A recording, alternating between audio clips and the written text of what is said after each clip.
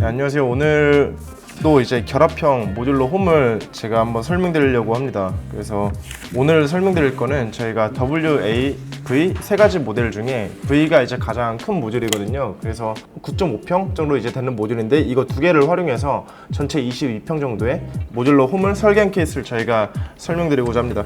그리고 이거는 실제로 저희가 거의 다 완성이 되어서 양평에 한 2주 안으로 설치가 다 끝낼 예정에 있고, 이거를 실물로 저희가 나중에 한 번 더 공개해 드릴 수 있을 것 같아요. 그래서 설계 과정에 대해서 제가 한번 설명드리도록 하겠습니다. 네, 설계하기 전에 이제 첫 번째 고려해야 되는 거는, 저희는 항상 클라이언트를 먼저 봅니다. 어떤 분들이 몇 명이서 어떠한 목적으로 공간을 활용하실지에 대해서 저희가 먼저 얘기를 듣거든요. 그래서 이 클라이언트 분 같은 경우는 실질적으로 활용하시는 인원이 보통 한 번 갈 때 10명 정도 가신대요. 그러면 이제 두 가구 정도가 이제 가는 기준이거든요. 그렇기 때문에 평형이 좀 22평 정도, 가장 큰 모듈 두 개를 결합해서 저희가 공간을 두 개로 이제 나눈 케이스고요. 그래서 클라이언트에 대해서 첫 번째로 저희가 파악한 바로는 두 가구가 보통 10분이서 이제 연세가 있으신 분부터 아이들까지 다양하게 활용할 수 있는 공간이었다라는 거 말씀드릴 수 있을 것 같습니다.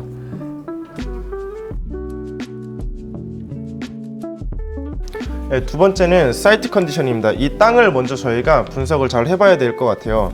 그래서 이 사이트 같은 경우는 경기도 양평에 위치해 있고 전체 120평형 정도에 되는 부지입니다. 땅 모양이 일반적으로 직사각형 혹은 정사각형의 모양이 아니에요. 살짝 삼각형 모양이긴 한데 길다란 모양이거든요. 이걸 봤을 때 좀 고민을 했어요. 이런 케이스 같은 경우는 설계할 때 할 수 있는 게 좀 어느 정도 제한되어 있기 때문에 일단 클라이언트 분 니즈에 맞춰 가지고 저희가 이 부지를 레이어를 총 3개로 나눠 봤습니다.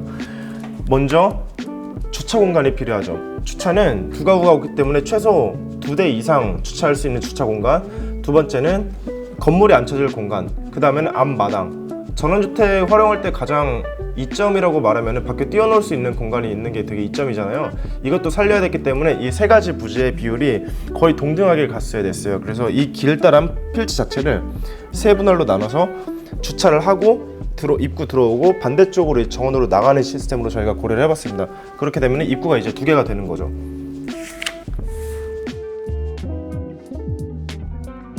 네. 사이트를 이제 분석할 때 저희가 존을 세 가지로 나눴고, 이 존에 따라서 저희가 세 번째로 단계로는 매싱을 합니다. 매싱은 제가 다른 영상에서 설명드렸다시피 건축물의 어떠한 큰 형태를 잡는 과정입니다.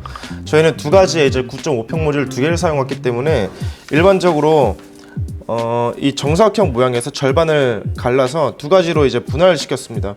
그래서 보통 이제 방이 기본적으로 두 개가 필요하다고 저희는 생각을 했고, 화장실도 두 개가 필요하다고 생각을 했어요. 근데 거실 공간이 생각보다 작은 거예요. 그래서 거실 공간을 키워줄 수 있는 중간 모듈을 하나 추가해서 연결 모듈 하나, 그 다음에 V 모듈 두 가지를 활용한 케이스입니다. 그래서 보시면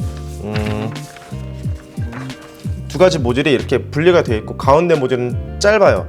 짧은데 짧은 게 양쪽으로 연장이 되면은 거실 공간이 크게 빠질 수가 있고요.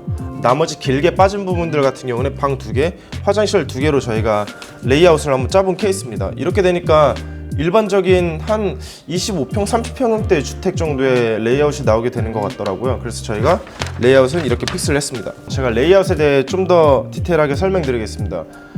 두 번째 사이트 컨디션 관련돼서 저희가 존을 3개로 나눴어요. 그러니까 첫 번째 존은 주차할 수 있는 공간, 존 2는 건축물이 앉혀져서 내가 실제로 행동할 수 있는 공간, 존 3는 앞에 마당, 이렇게고, 존 1에서 2로 넘어갈 때, 2에서 3로 넘어갈 때 사람이 어떠한 통로를 거쳐갈 수 있는 어떤 커넥션이 필요하거든요. 그래서 저희는 출입구를 2개를 배치를 했고요. 출입구를 활용해서, 출입구가 지금 보시면 건축물 큰 건물 2개 사이에 껴 있습니다. 여기서 재밌게 할 수 있는 게 뭘까 생각하다가 좀 드라마틱한 그런 시리즈를 만들면 저희가 좋을 것 같다 생각을 해서, 출입구에서는 재밌는 게 주차하고 들어오면서 점점 시야가 좁아져요. 건물 안에 껴있는 출입구 입구이기 때문에 들어와서 문을 열게 되면 일반적으로 독립형 모듈에서 볼 수 없었던 그거의 2배 이상이 되는 거실 공간이 이렇게 쭉 나타나게 됩니다. 좁았다가 커지면 사람 우와 하는 게 있거든요.